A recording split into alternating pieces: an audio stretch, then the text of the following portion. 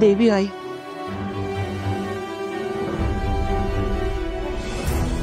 झाल्यात माझ्याकडनं खूप साऱ्या चुका, म्हणून एवढी मोठी शिक्षा देणारच का मला? ज्या मुलाला मी जीवापाड जपलं, प्रत्येक वेळेला त्याच्या आनंदाचा विचार केला, एवढं प्रेम केलं, तोच माझ्यापासून दुरावलाय. तुला माहिती नाही, धैर्यच माझ्यासाठी सगळं काही. मी नाही राहू शकत त्याच्याशिवाय. मग असं असताना का वागले मी असं? का त्याला माझ्यापासून दुरावलं?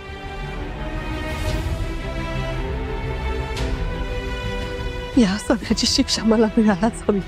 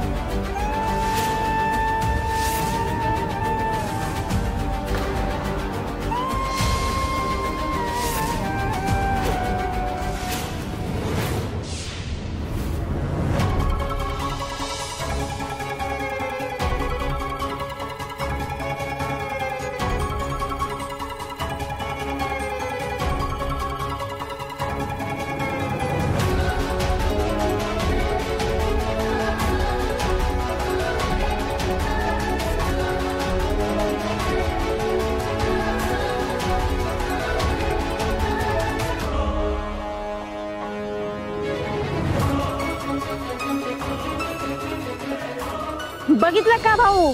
हा,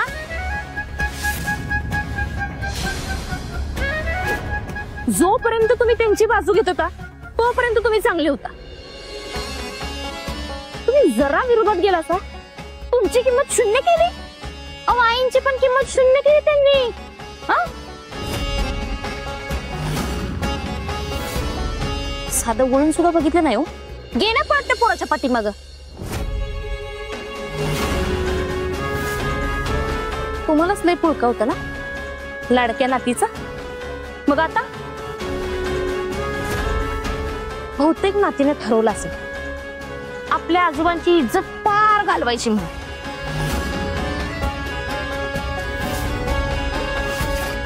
मी आता ते गेल्यात खऱ्या, पण मला वेगळंच टेन्शन आलंय.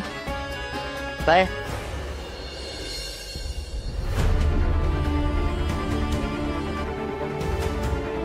त्या परतच नाही आल्या तर? दीपा, हुंडाला येईल ते बोल नकोस. असं काय पण होणार नाही. भाऊंची परवानगी घेतल्याशिवाय सावी काय सुद्धा करणार नाही.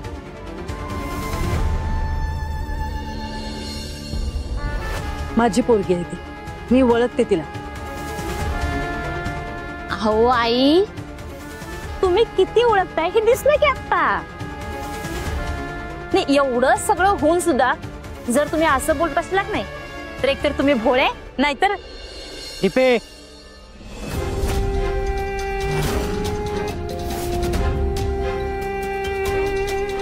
शांत बस जरा. आता यात शांत काय बसायचंय? हा, चांगलंच पांग फेडलेत पोरीने यांच्या.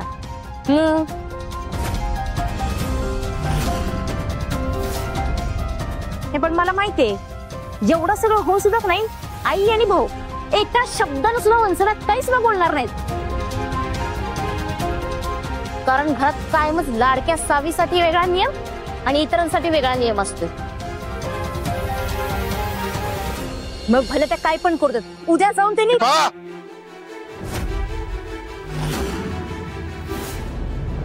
बस काय पण फालतू बडबड करू नको.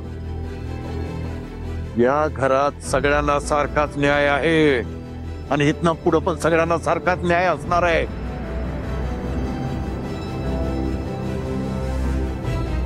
जो कोणी चूक करल त्याला शिक्षा ही होणारच, मग तो कोणी का असना.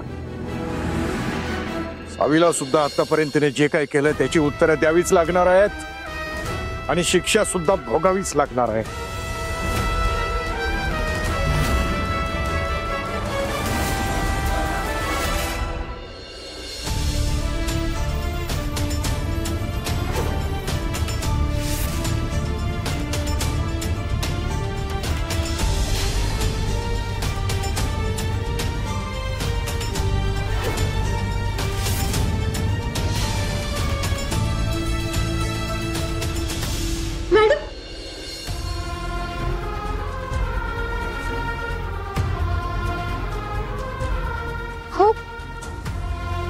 तू इथे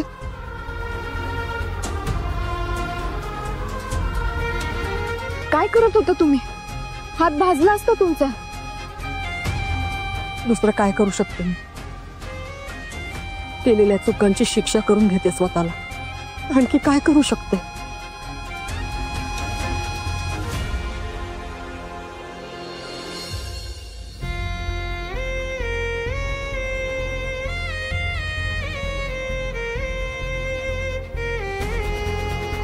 काल तू घरी येऊन गेल्यानंतर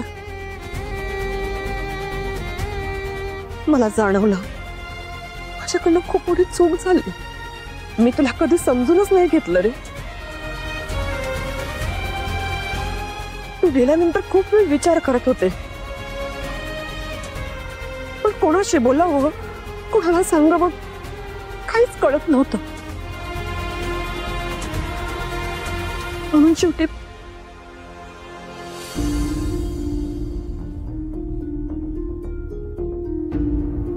म्हणूनच इथे आले. आज देवी आई पुढे येऊन आपल्या सगळ्या चुकांची कबुली द्यायची. आपण केलेल्या चुका मान्य करायच्या.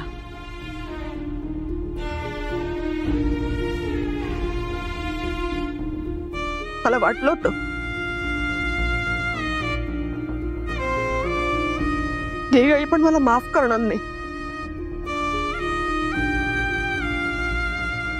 पण बघ ना, तुम्हा दोघांची भेट घडवून आणल्या आईने. आणि मला वाटतं की देवी आईने मला माफ केलं असा संकेत मिळतोय मला.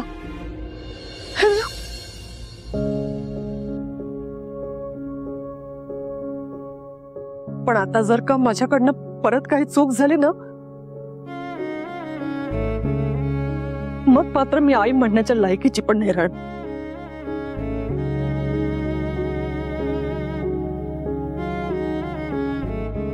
सावी, सावी, आजवर माझ्याकडनं ज्या काही चुका झाल्या मला माफ कर. मॅडम आओ. नाही नाही, मला बोलू दे. मला माहितीये मी खूप नीचपणाने वागले. अशा चुका केल्यात की ज्यांना कधी माफी पण नाही मिळू शकत.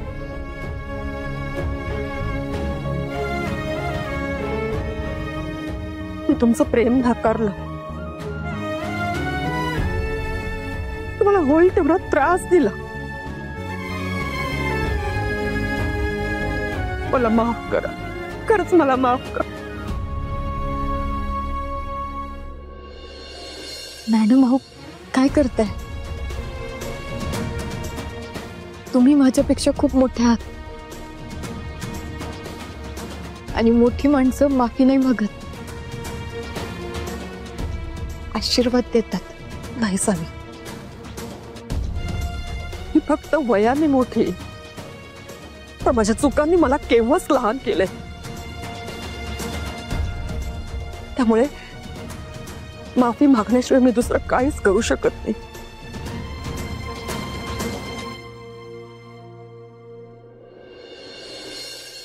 धैर्य, जमलं तर तू पण मला माफ कर. अरे पोटचा पोरगा असून सुद्धा मी तुझ्याशी अशी वागले रे. का?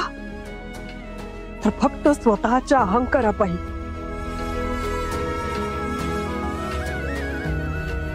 पण तुमचं नातं मान्य करून आता मला सुधारण्याची एक संधी द्याल का? हे अगं काय करतेस हे? तिरस्काराची आणि द्वेषाची पट्टी होती माझ्या डोळ्यांवर, म्हणून मला तुझा कधी आनंद नाही दिसला रे. दिसला तो फक्त स्वतःचा स्वार्थ. स्वतःला सारखं महत्व दिलं तर आणखी दुसरं काय होणार म्हणत.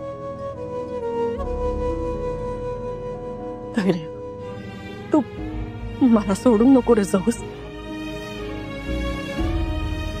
तुझ्या आनंदापेक्षा सुखापेक्षा मला दुसरं काही नकोय रे. सावी,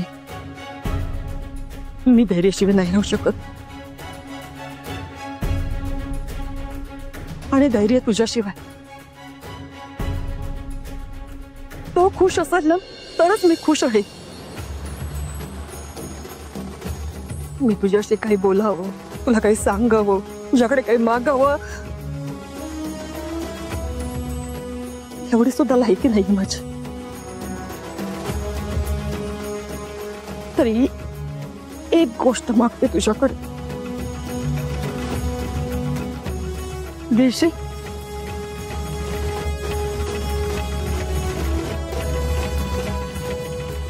माझ्या धैर्याशी लग्न करशील.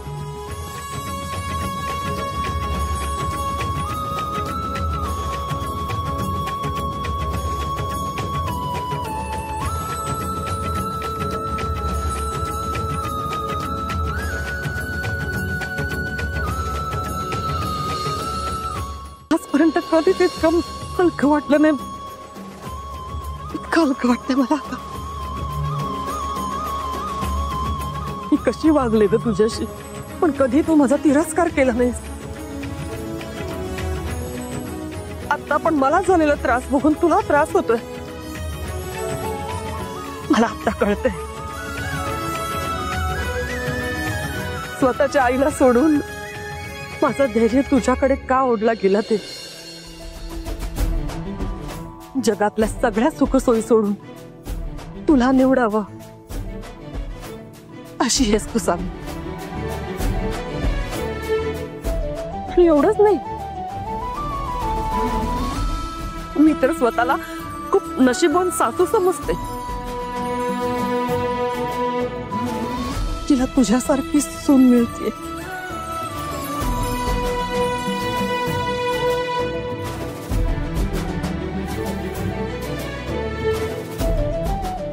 हे बघा धैर्य, आपल्याला ना आता रोहनकडे जायला हवं. मला जाऊन त्यांच्याशी बोलायचंय. मला त्यांची माफी मागायची.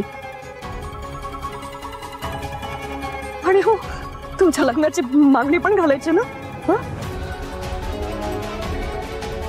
मग निघूया आपण. चला.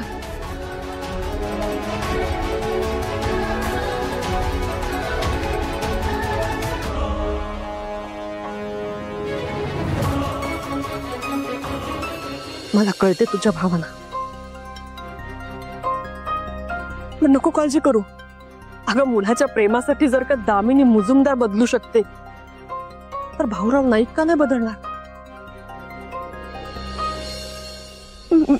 मी बोलते त्यांच्याशी. विश्वास ठेव माझ्यावर.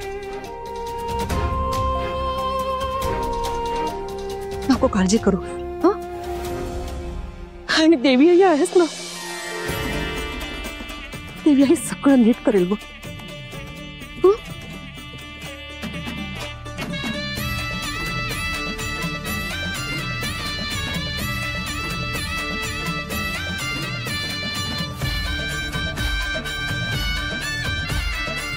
चला.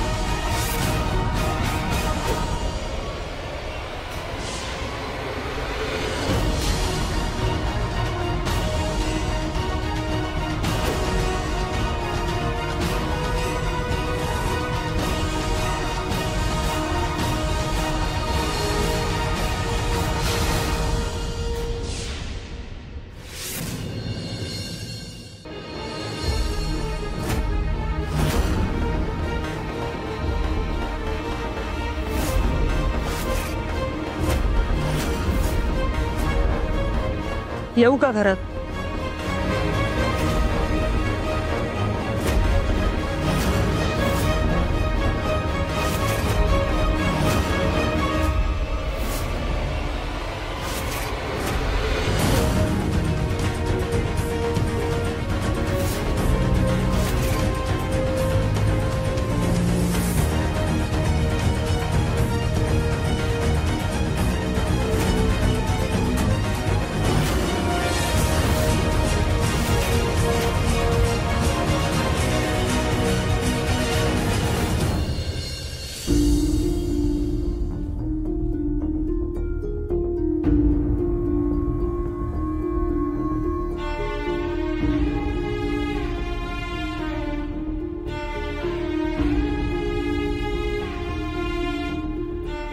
आम्हाला इथे बघून तुम्हाला आश्चर्य वाटत असेल,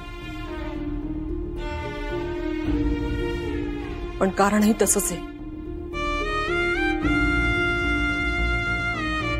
आपल्या सगळ्यांनाच माहिती सावी आणि धैर्यचं एकमेकांवर खूपच प्रेम आहे.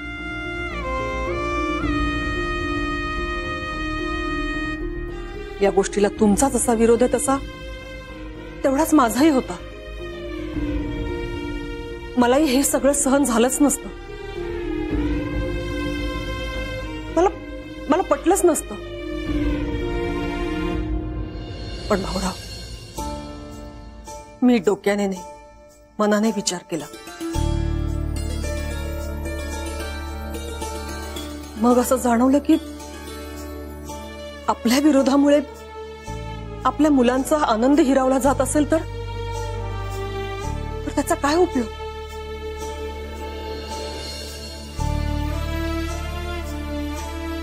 आपल्या मुलाच्या आनंदापेक्षा एका आईला आणखी काय हवं असतं?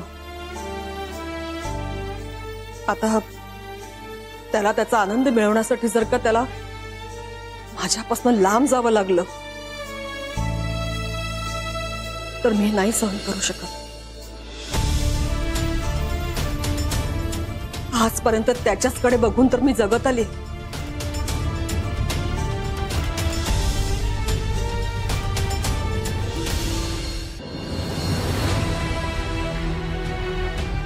आणि जर का तोच माझ्यापासून दुरावला तर माझ्या जगण्याला काय अर्थ आहे?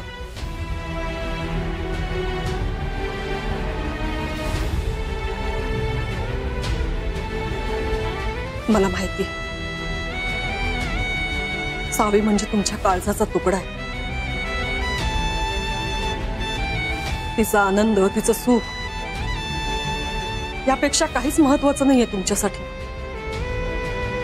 मला हेही कळतंय यापूर्वी माझी जी परिस्थिती होती तीच आज तुमची आहे. म्हणून म्हणते, आपल्यामधलं जे काही वैर असेल ते मोठ्या मनाने विसरा भाऊ.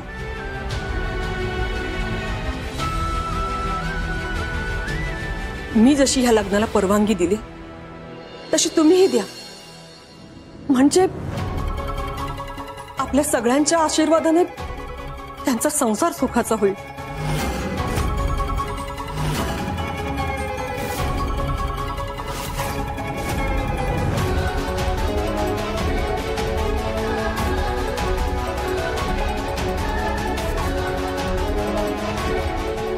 अरे काय चाललंय काय? ह्यांच्यामुळे भाऊ सुद्धा लग्नाला तयार झाले तर सगळी बोंबाबोंब होईल.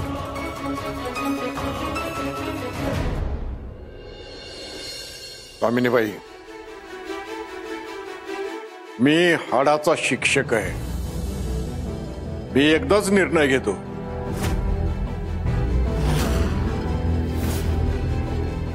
तोही विचारपूर्वक आणि ठामपणे घेतो.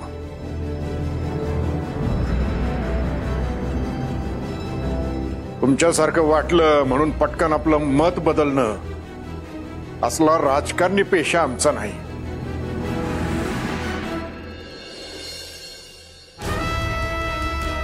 माझ्या नातीचं सुख आणि बर्बादी कशात आहे हे बाहेरच्या लोकांनी इथे येऊन मला शिकवायची गरज नाही.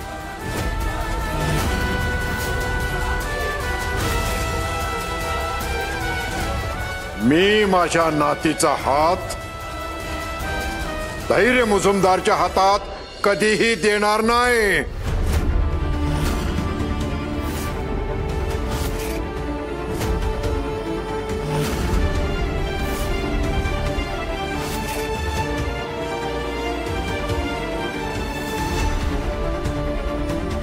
तुम्ही येऊ शकता. भाऊराव भाऊराव, हे एकदा ऐका माझं.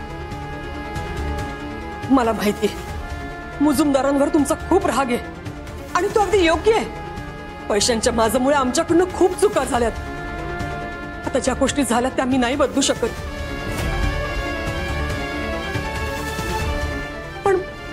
पण मी एवढा विश्वास तुम्हाला नक्की देते की यापुढे जे काही होईल ना ते बघून मुजुमदारांवरचा तुमचा राग नक्की जाईल. उलट उलट तुम्हाला त्यांच्याबद्दल कौतुक वाटेल.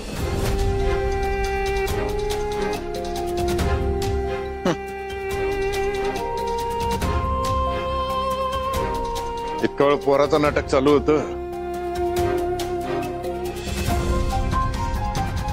आता आईचं नाटक चालू झालं. नाटक नाही भाऊराव, खरंच नाटक नाही.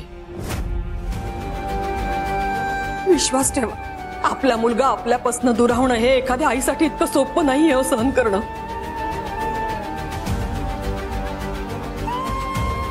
मी खरं सांगते, धैर्याने त्या दिवशी प्रॉपर्टी सोडण्याच्या कागदांवर सह्या केल्या ना त्याच दिवशी त्या प्रॉपर्टीची किंमत 0 झाली होती.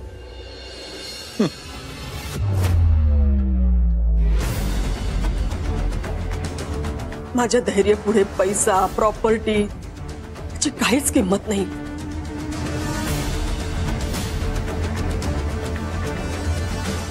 त्याचं सुख हीच सगळ्यात मोठी प्रॉपर्टी आहे माझ्यासाठी.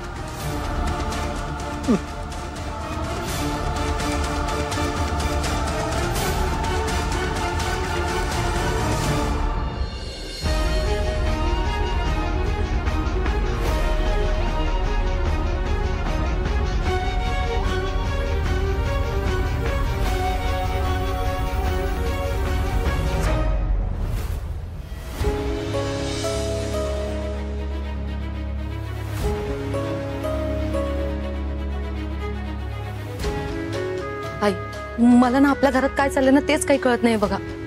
मला पण कळत नाही ग. इरानं एवढा तमाशा केला त्यानंतर वाटलं होतं की आई आता धैर्यभाऊजींना घराबाहेर सोडणारच नाही. बरं झालं बाई, ते कसे बसे का होईना घराबाहेर पडले, पण कुठं गेले तेच माहित नाही ना. होय की. आणि त्यात आई त्या पण सकाळपासून कुठे गेल्या ते पण कळणं झालंय. त्यांच्या डोक्यात बे काय चालू असतं आजवर कोणाला समजलंय का? ताई, अहो आई गाडी घेऊन गेल्यात, म्हणजे आपले ड्रायव्हर दादा पण त्यांच्या सोबत गेले असतील. आपण त्यांना फोन करून विचारूया का ते कुठे आहेत ते. अगं चालतंय की, विचार बाई कुठे आहेत ते तरी कळतील ना. विचार करून कोण डोक्याचा भुगा झालाय बघ. होय की, तेही खरंच आहे. स्पीकर ठेव.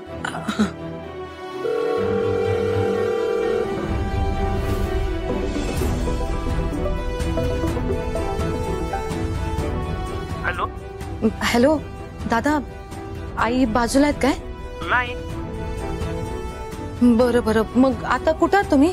मी दामिनी मॅडम सोबत आलोय. हो, पण तेच म्हणजे नेमकं कुठं आहात तुम्ही आता? भाऊराव नाईकांच्या घरी. दामिनी मॅडम धैर्य सर आणि सावी मॅडमांना घेऊन आले तिथं.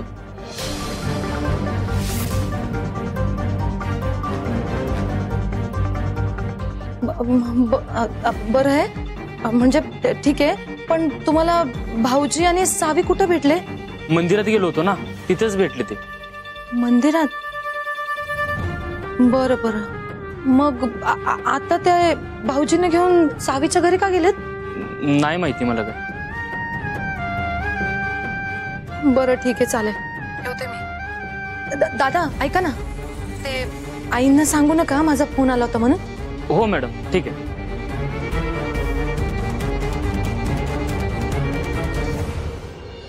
नीता, आई जर स्वतःहून भाऊरावांच्या घरी गेल्या असतील तर कदाचित आपल्या मनासारखं होण्याची शक्यता आहे. कळतंय? म्हणजे ताई, आई अरे सावी आपल्याला जे पाहिजे ते. हळू हळू हळू की. सॉरी बाळा, सॉरी. ताई, म्हणजे आपल्याला जे पाहिजे तेच होणार आहे. देवा, प्लीज प्लीज प्लीज प्लीज जाऊ दे. प्लीज सावी या घरात येऊ दे. प्लीज आजच्या दिवशी काहीतरी आनंदाची बातमी दे प्लीज.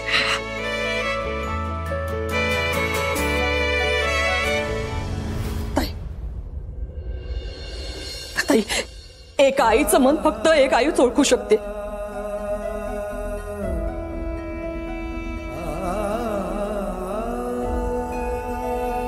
या दोघांना जर का आपण वेगळं केलं ना, तर त्या दोघांच्या आयुष्यात दुःखच येईल.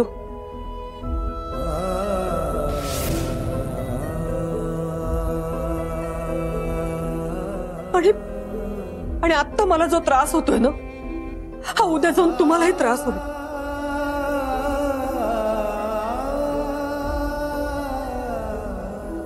बघा ना तुम्ही, बघा दोघं एकमेकांवर किती प्रेम करतायत.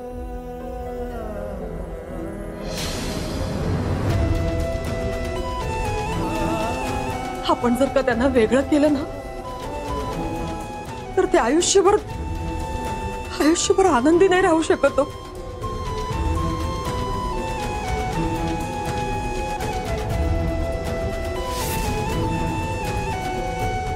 मुजुमदारांचं आणि नायकांचं वैर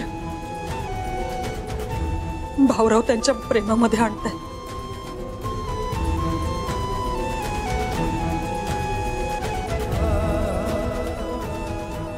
एक आई म्हणून विचार करा. तुम्हाला कळतंय ना, त्यांचं एकमेकांवर खूप प्रेम आहे.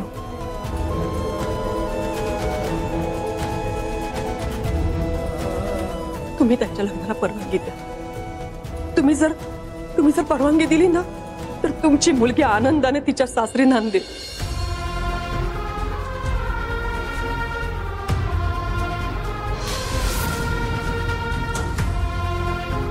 नाहीतर आईला दुखवून गेल्याचं दुःख तिला आयुष्यभर छळत राहील.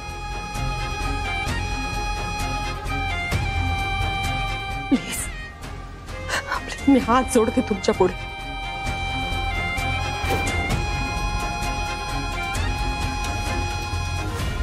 तुम्ही लग्नाला परवानगी द्या. आता तुम्हीच फक्त आशा आहेत तिच्यासाठी.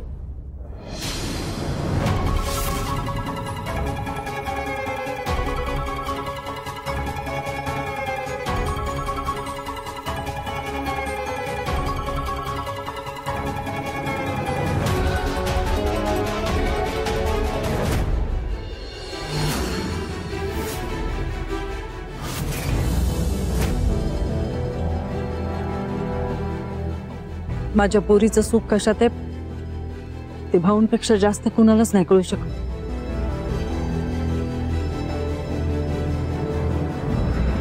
त्यामुळं त्यांनी लग्नाला नकार दिलाय म्हणल्यावर माझा सुद्धा नकारच आहे.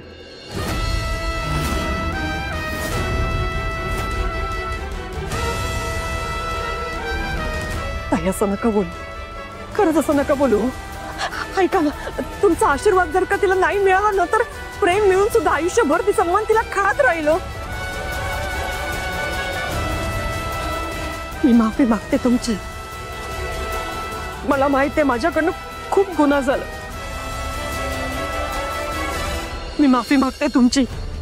मला माहित आहे मी गुन्हेगार आहे. मी वेळोवेळी तुमचा अपमान केलाय, तुम्हा सगळ्यांचा, या घराचा, सावीचा. मला माफ करा.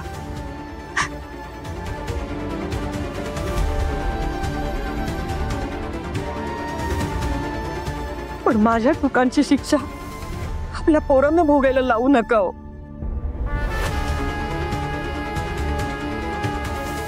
त्यांचं खूप प्रेम आहे एकमेकांवर आणि माझी खात्री आहे ते दोघे खूप खूप चांगला संसार करतील.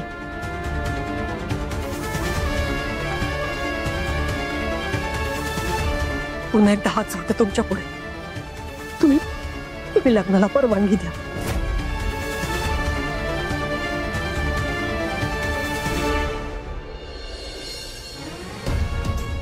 ताई, मी पदर पसरते तुमच्या पुढे.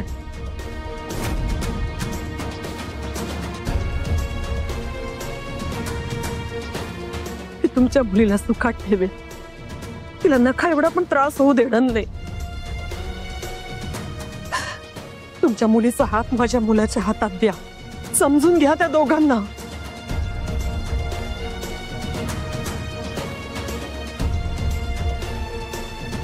नाईक आणि मुजुमदार यांचा वाद विसरून धैर्य आणि सावीच्या प्रेमाला स्वीकारूया आपण. हे सगळं माझ्यासाठी नाही मागत. ही दामिनी मुजुमदार कधी कुणापुढे झुकली नाही. पहिल्यांदा तुमच्या समोर पदर पसरते.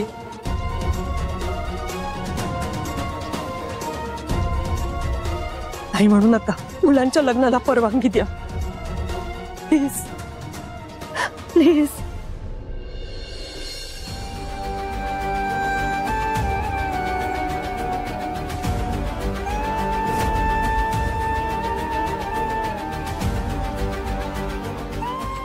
मी तुमच्या पुढे पदर पसरते. तुम्ही तरी नाही नका म्हणू. मी हात जोडते तुमच्या पुढे. भाऊराव, बंद करा ही नाटकं.